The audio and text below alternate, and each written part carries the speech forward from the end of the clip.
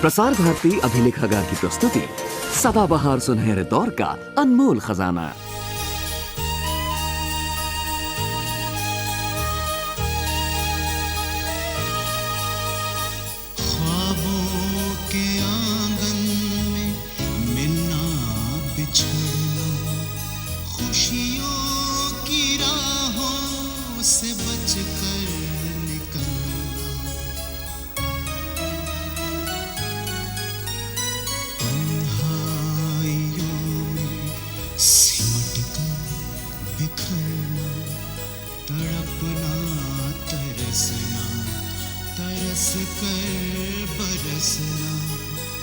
गिरना संभलना, संभल कर झुलसना, फलांगी तमन्ना की दीवार मैंने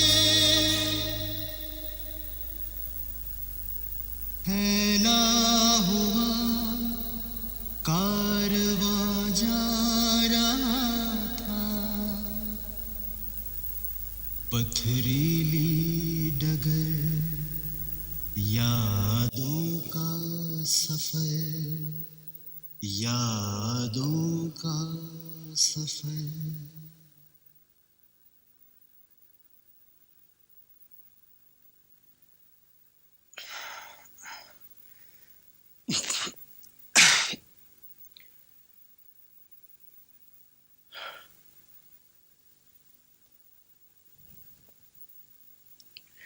अरे हया आंटी, आप यहाँ? अब कैसा महसूस कर रहे हो? बीमारी में जब तक हिम्मत साथ दे चलते रहना चाहिए। तो क्या तुम बीमार हो? हाँ, हम सब बीमार हैं, खतरनाक बीमारियों में मुब्तला, जो लाइलाज तो नहीं है, मगर हमें जिसका इलाज मालूम नहीं। तो क्या मैं भी बीमार हूँ? आप भी बीमार हैं। मुझे क्या बीमारी है? यही कि खुद आपको अपनी बीमारी पता नहीं। और क्या इसका इलाज है? हम एक ही वक्त में मरीज भी हैं और डॉक्टर भी। तुम बातें तो बहुत अच्छी करते हो और थोड़े से पागल हो। कुछ ना कुछ हासिल करने के लिए पागल होना बहुत जरूरी है। आजादी वाला मजनू। हाँ, हम सब आजादी वाले मजनू ही तो हैं। किसी को गम देने की आजादी है और किसी को गम लेने की आजादी। नाफे, अगर मैं तुमसे कुछ कहूँ तो क्या तुम गौर करोगे? क्या आप कुछ नई और अहम बात कहने वाली हैं? मेरे ख्याल से बात नई तो नहीं, मगर अहम जरूर है। हमारी जबान से अदा होने वाला हर लफ्ज अहम होता है। ये बात और है कि कान अपने हिसाब से सुनते हैं। खैर, आप क्या कहना चाहती हैं? कहीं ऐसा तो नहीं कि तुम... अगर हमारी बातों में दम होता है तो जबान लड़खड़ाया नहीं करती। दरअसल मैं फरजाना बाजी और तुम्हारे मुतालिक कुछ कहना चाहती थी। आप शायद ये साबित करना चाहती हैं कि माँ के पैरों के तले जन्नत होती है। ममता की ठंडी छांव से मैं महरूम रही। हाँ, दूसरों से माँ की ममता का एहसास जरूर हुआ है। आपकी कहानी मुझसे कुछ मिलती जुलती है। नहीं नाफे, तुम्हारी अम्मा है, तुम्हारे अब्बा है। आपके भी तो थे। इसके बावजूद आप दूसरों के रहमो करम पर जिंदा रहीं। क्यों? वक्त और हालात हवा के झोंकों की तरह मुझे मजबूर करते रहे। बस। मगर है आंटी, मेरे हालात ऐसे नहीं थे। लेकिन वो लोग तुम्हारी जिंदगी बेहतर बनाने के लिए तमाम जिंदगी कोशिश करते रहे। अपने स्टेटस के लिए, और कहीं अंधी दौड़ में पीछे ना रह जाएं, इस डर से। मेरी फिक्र किसी को कहाँ रही। मान लेते हैं जो तुम कह रहे हो वो सही है, हकीकत है। यही हकीकत है। मगर अब उन्हें अपनी गलती का एहसास हो चुका है। जिस दिन उन्हें इस बात का एहसास होगा, सबसे पहले मुझे पता चलेगा। बारिश की पहली बूंद प्यासी धरती पर कब गिरी, इस बात का एहसास बादल से ज्यादा प्यासी धरती को होता है। खैर छोड़िए इस सब बातों को, आप अपने मजनू के बारे में बताइए। मेरा मजनू? हाँ, आजादी वाला मजनू। इधर आजादी मिली और किसी ने उसे वहां फांसी दे दी। यही तो हुआ है हमारे आसपास। हमने फंदे तो बहुत सारे तैयार कर लिए, मगर जब कोई ना मिला तो खुद को ही लटका दिया। तुम पूछते हो ना कि मैं तुम्हारे पास ही ज्यादा क्यों रहती हूँ। क्यों? दरअसल नाफे, तुम्हारी बातों में मुझे अपनी यादों का चलता फिरता एक किरदार नजर आता है। मेरा अंजाम भी इसी किरदार से मिलता जुलता होगा। अगर मुझे जिंदगी ने फांसी नहीं दी तो एक दिन मुझे अपने फांसी दे देंगे। तुम जीसस नहीं हो कि तुम्हें सलीब मिले। तुम्हें मरने से पहले जीना होगा नाफे। तुम आदाब है आंटी। खुश रहो। क्यों नाफे, तुम आजकल मौत के बारे में बहुत बातें करने लगे हो। जिंदगी के बारे में क्या ख्याल है? जिंदगी झूठी उम्मीदों पर सजी हुई धोखे और चालबाजी से बनी सवरी है। इसकी खुशियां ना हमेशा रहने वाली हैं और ना ही मुसीबतें सुकून देती हैं। ये दुनिया खत्म होने वाली है और इसमें रहने वाली हर चीज फना हो जाएगी। सुना आपने है आंटी, जो शख्स इस कदर अक्लमंदी की बातें कर सकता है वो बीमार कैसे हो सकता है? अक्लमंदी की बातें करने वाले लोग ही बीमार कहलाते हैं। मेरी तरफ देखो नाफे, क्या मैं तुम्हें बीमार नजर आती हूँ? तुम बीमार हो और एक ऐसी तमन्ना की खातिर बीमार हुई जो दीवाने के खौफ से ज्यादा कुछ भी नहीं। अब अगर आप दोनों की बहस खत्म हो गई हो तो आप मुझे बताएंगी कि घर में सब लोग कैसे हैं। मुसरत चची कैसी हैं? सब ठीक है, आप खुद ही आके देख लीजिए ना। जरूर। फिलहाल आप दोनों बैठ के बातें कीजिए, मैं जरा फ्रेश होकर आती हूँ। मेरा पर्स दे दीजिए प्लीज। लीजिए। Thank you.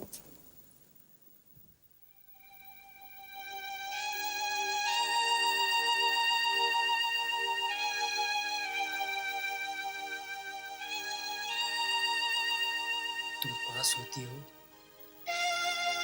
तो दिल को सुकून मिलता है, मगर इसका मतलब ये मत समझ लेना कि इससे तुम्हारी बीमारी का इलाज हो जाएगा। मैं तुम्हारा इलाज चाहती हूँ, तुम्हें अच्छा देखना चाहती हूँ नाफे। मैं अगर अच्छा हो गया तो बहुत बुरा हो जाएगा। मुझे मेरे हाल पर छोड़ दो, न दवा करो न दुआ करो।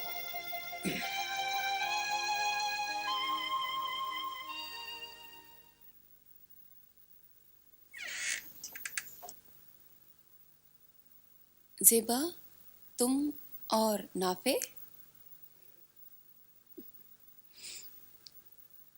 क्या हो रहा है तुम दोनों के बीच में? हाँ है आंटी, मैं नाफे को पसंद करती हूँ। ये बात मैंने किसी से नहीं छुपाई है।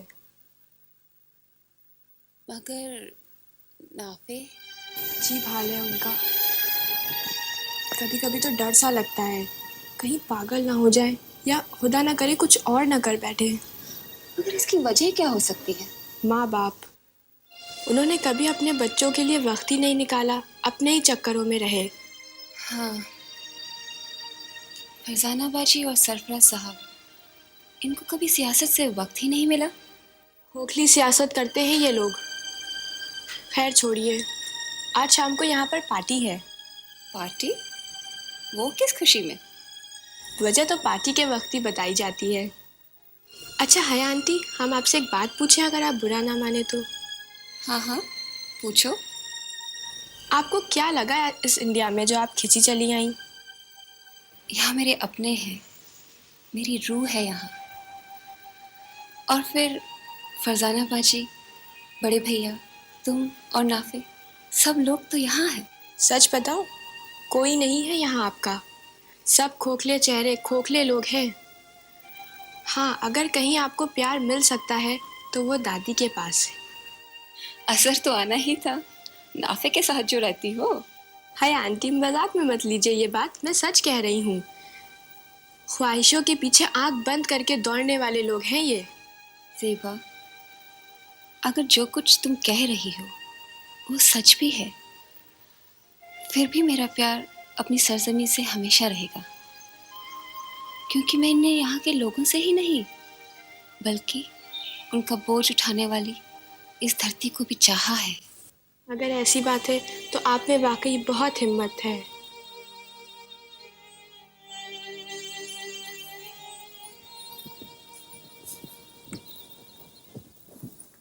ओह ज़ेबा, तुम अभी तक यहीं हो? अगर आप कहें तो मैं चली जाती हूँ फरजाना पुप्पी। हया, मैं तो तुम्हें बताना ही भूल गई थी कि आज शाम को घर पर एक छोटी सी शेरी नशिस्त है। तुम अगर कहीं जा रही हो तो जाओ, लेकिन उस वक्त तक जरूर वापस आ जाना। अच्छा? और मैं? तो तुम आ जाना, मगर अपनी जुबान काबू में रखना है ना। मैं क्या खाक आऊंगी आपकी पार्टी पर, मगर हाँ, हया आंटी को कंपनी देने के लिए वहां जरूर मौजूद रहूंगी। देखो, हया को कंपनी देने के लिए वहां पर बहुत लोग मिल जाएंगे, तुम्हें परेशान होने की कोई जरूरत नहीं। महफिलों में तन्हाई के मारे लोग किसी को क्या कंपनी देंगे? ज़ेबा, क्या तुम्हें बड़े भैया ने तहजीब का अलिफ बे भी नहीं सिखाया? सिखाया तो बहुत कुछ है, मगर यहाँ आकर सब कुछ भूल जाना पड़ता है। अच्छा हया आंटी, आदाब। शाम को पार्टी में मिलेंगे, क्योंकि उस वक्त नाफे को संभालने वाला वहां पर कोई नहीं होगा मेरे सिवा।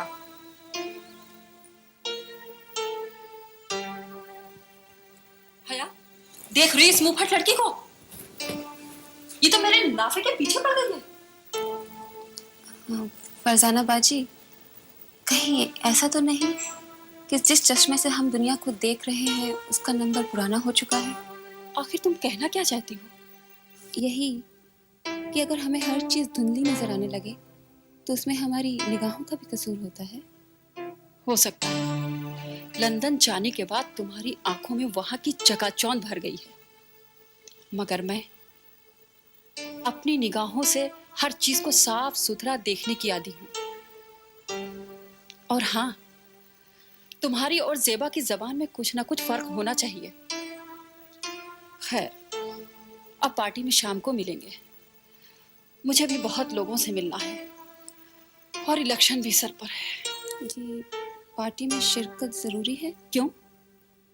जी नहीं, वो मैं सोच रही थी कि थोड़ा बड़े भैया के पास हो आती। बड़े भैया के पास जाने के लिए भी काफी वक्त पड़ा है।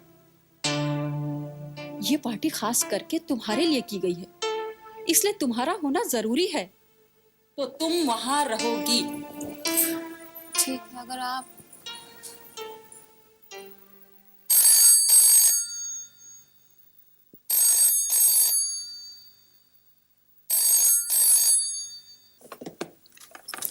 हेलो। ओह किस्मत। हाँ, तुम कब आई? हाँ, मुझे तो आना ही था। हाँ भाई, तुम्हें तो आना ही था। तुम कब आ रहे हो? बस कल। किस्मत, बच्चे कैसे हैं? बच्चे तुम्हें बहुत मिस कर रहे हैं। और मैं तुम्हें मिस कर रही हूँ। रियली? तो ठीक है, मैं कल आ रहा हूँ, ठीक है? मैं तुम्हारा इंतजार करूंगी। Okay, bye.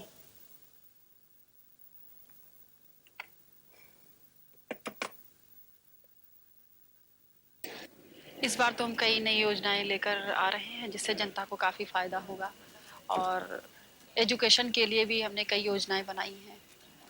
अब देखिए, उम्मीद तो यही करते हैं कि हम कुछ काम कर दिखाएंगे। कुछ लड़कियों के लिए भी? हाँ, लड़कियों की पढ़ाई के लिए भी कुछ योजनाएं हैं जो हम कर रहे हैं। और हाँ, एजुकेशन पे उसके लिए। और गरीबी हटाने के लिए भी हमारे पास कुछ ऐसी योजनाएं हैं जिनके लिए हम कुछ काम कर रहे हैं, और उम्मीद करते हैं कि ज़रूर कुछ हद तक गरीबी को हम दूर कर सकेंगे। तो हम इसके लिए तो मैंने ऐसा देखा कि अक्सर लीडर बात तो बहुत करते हैं लेकिन जनता के सामने कोई ऐसी चीज आती नहीं। एक्सक्यूज मी, है आ गई तुम?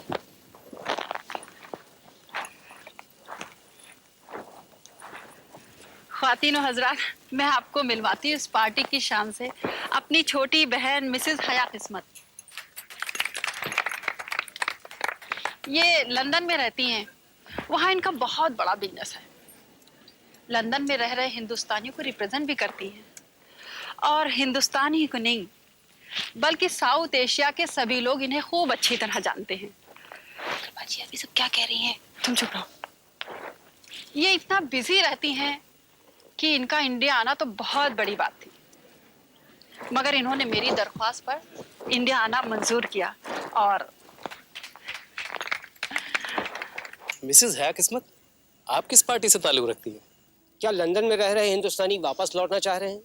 जी वो, हाँ एक मिनट, आज मुझे आपसे कुछ बात करनी है। तुम चुप रहो, पार्टी की बात तुम खुद भी समझ आओ।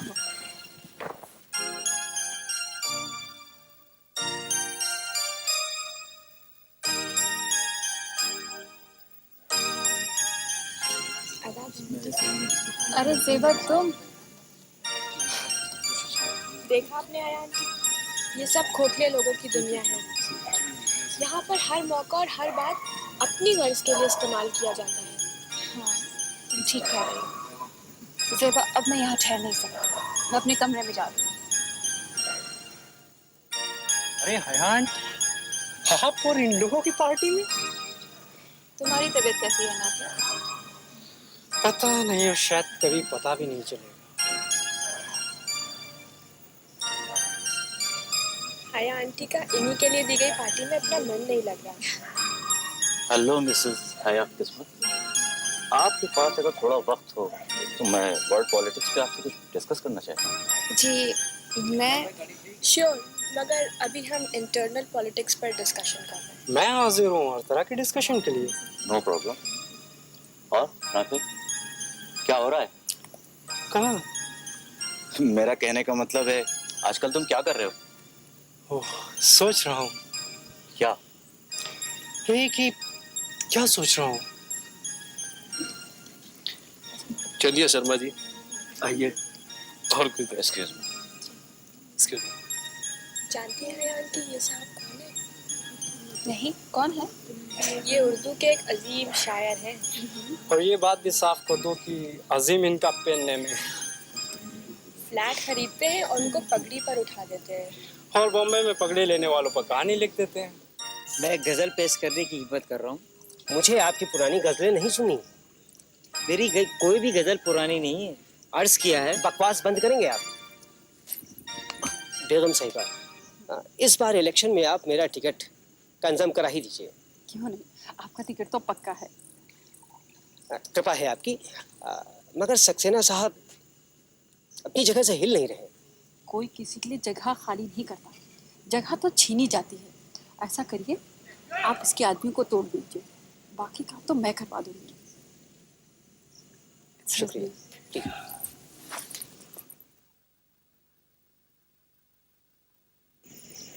अरे हया, तुम बोर तो नहीं हो रही हो? पता नहीं। Enjoy yourself. नाफे, कैसे हो बेटा?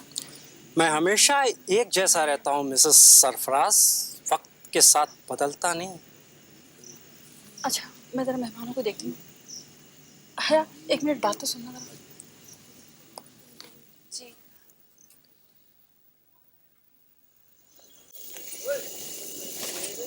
हया, तुम बुरा मत मानना, तुम आज भी वैसी हो जैसी कि तुम जलनापुर में थी। अरे लोगों से मिलो जुलो, बातचीत करो। यहाँ कोने में खड़े रह के तुम्हें क्या मिल जाएगा? अगर आप बुरा ना माने तो मैं एक बात कहना चाहती हूँ। दरअसल मेरे सर में बहुत दर्द है, अब अपने कमरे में जाना चाहती हूँ। तुम्हारा दिमाग तो नहीं खराब हो गया है? ये पार्टी सिर्फ तुम्हारे लिए ही की गई है। मेरा दिमाग ही फट रहा है इस पार्टी में। दरअसल मैं एक्सक्यूजेस की आदी नहीं हूँ, समझी? लेकिन मैं इस पार्टी में नहीं रुक सकती। क्यों? कोई वजह है बस। क्या वजह हो सकती है? यही कि तुम्हें लोग पसंद नहीं आए?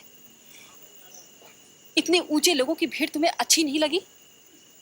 या फिर मुझे ऊंचे लोगों के साथ इस मुकाम पर देखकर तुम्हारा दिमाग फट गया है? हो सकता है जो आप कह रही हैं वो ठीक है, मगर उस रुख से नहीं जिस तरह से आप देख रही हैं। मतलब? आप जानती हैं, मैंने आप में हमेशा अपना आइडियल तलाश किया है। फिर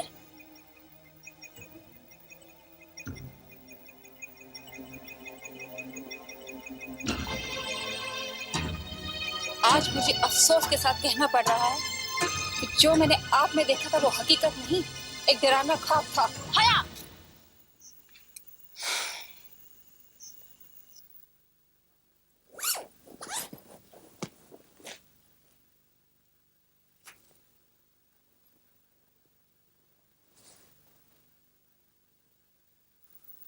आदाब। हया, उस दिन के वाकये से नाराज हो क्या?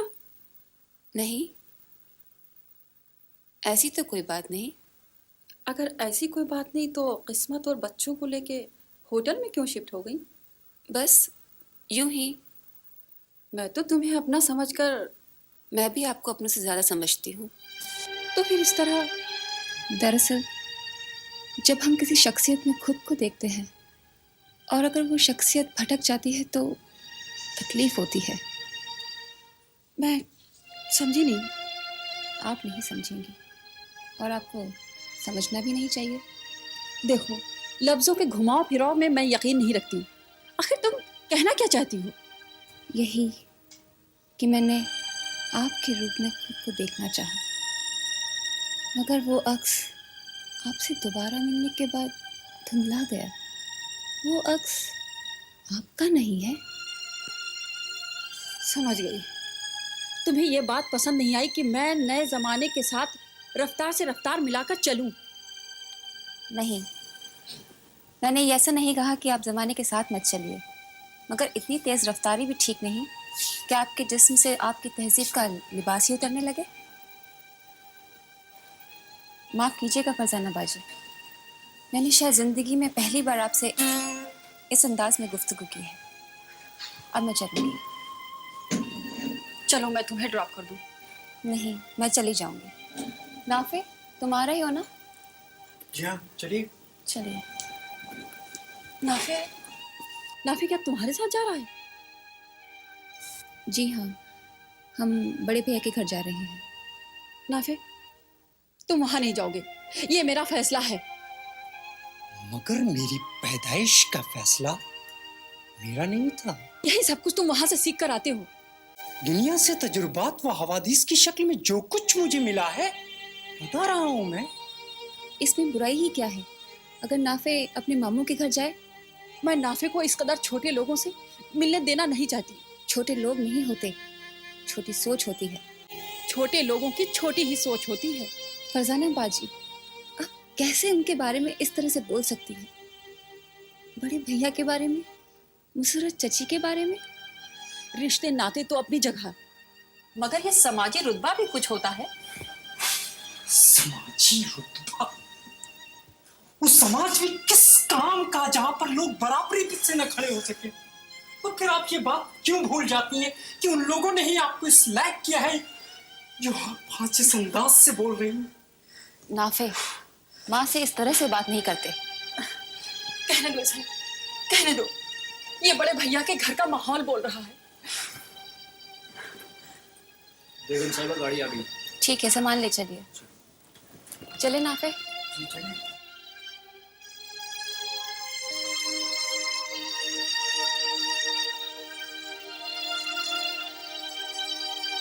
नाफे जी कुछ नहीं।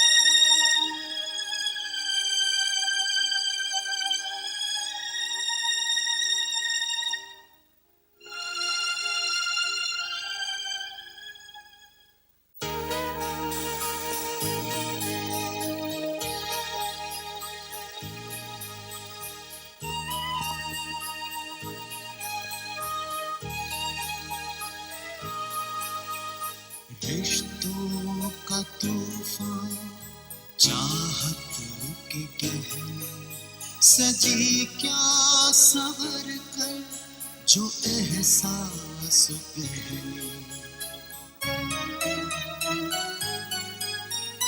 खुशियों की लड़ियां आहों के मोती दुश्वारियों पे कानक जो पोती फैला हुआ कारवां जा पथरीली डगर यादों का सफर